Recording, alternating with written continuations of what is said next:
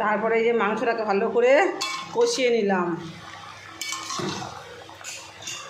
এবার ভালো করে কষিয়ে তারপর এবার এটাকে আমি প্রেশার কুকারে দেবো, একটা 3টে সিটি মেরে আমি নামিয়ে দেবো।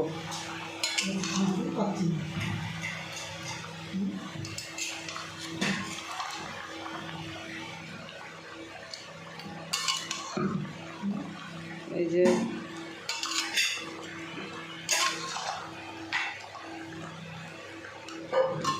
আমি ভালো করে কষিয়ে নিলাম।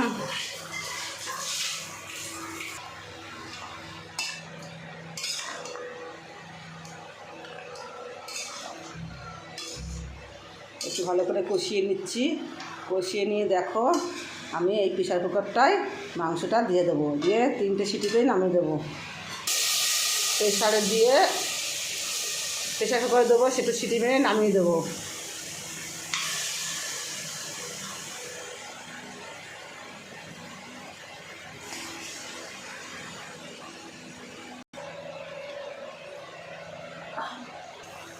দেখো প্রেশারে মটনটা দিয়ে দিয়েছি। এবার হালকা একটু গরম জল করে